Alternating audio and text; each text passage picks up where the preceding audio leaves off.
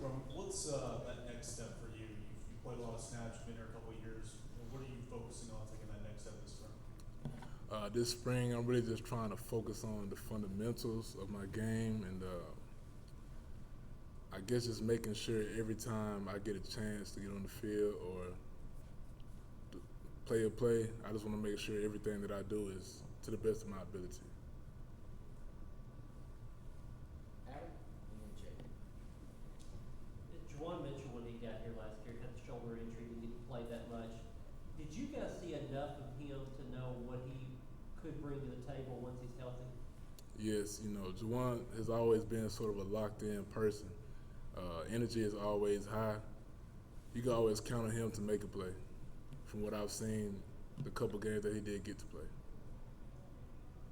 Coach Emery talked about how they're trying to keep Jeremy playing, a little more closed in, or I guess within the rules, according to officiating. But how have you guys watched him, adjust and try to still play 100 miles an hour, but still kind of, I guess, within the rules a little more and try to adjust his emotions?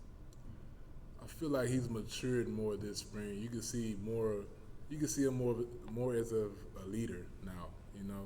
Before we could just kind of to make plays, do what he needs to do. With penalties. But he's been really good at keeping high energy yet keeping it clean.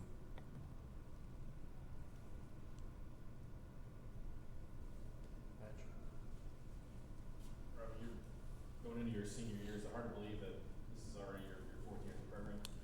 Yes, it is. It went by so fast. I still remember my first day walking onto campus and going into Stokely. So, yeah, I played 36 games here now. So, yeah, it definitely is crazy to me.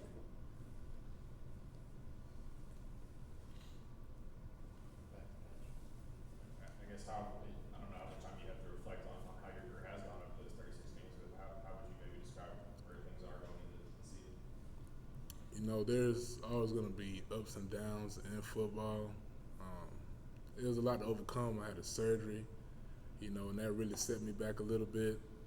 But I'm just trying to look forward, That's my goal. That's what I always want to do is just look forward, make sure I'm doing everything I can that's increasing my body weight, that's making sure all my technical skills are up to par with this league that we're in, and just playing the best I can.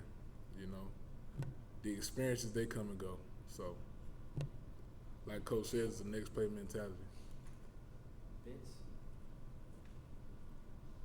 Two things. One, how much does familiarity of the coaches, really didn't have many staff changes, seen a lot of familiar faces, having the same system, how important is that for player development and getting the best out of your team, in your opinion? What do you mean by familiarity? Just not having changes to the staff. I mean, you went through a coaching change, so having the same coaching staff, not having coaches switch positions, things like that. Just knowing what to expect now in year two under Coach Hopkins' staff. I mean, I feel like it's stability.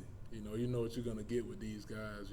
They day in and day out, they want you to give your best because they're gonna give their best, and that's the expectation, and it should be for any team. But here it's more like a family culture, and to bring in young guys until that, it's more easy for them to settle in, develop as you say, and to just grow as a man and a football player. So. Sorry, and you mentioned those young guys. What have you seen from those freshmen, Phillips, West, on the D-line? What I could say about them is they have raw talent now. Now it's just about getting them to focus in and lock in on the plays, the tempo of the game, and just the everyday ups and downs of being an SEC football player. Anything else for Patrick? Rob, what's the dynamic between you and Tyler and Byron at those edge spots? How are you guys playing off each other and motivating each other going this spring? Well, our dime package consists of me, Tyler, O, and BY. So, when we are all on the field or about to go on the field, our goal is just to attack relentlessly. Somebody's going to get there. That's what we do know. And the motivation is just us feeding off of each other's energy. Like today, we had a pretty good practice. back-to-back sacks, and you know the whole defensive line was not defensive line, but defensive sideline was pretty hyped. So seeing all of that kind of just gives us more, and we feed off of that. Did you have one of the back-to-back sacks? Yeah, I did. Did you have both of them? I did. So yeah.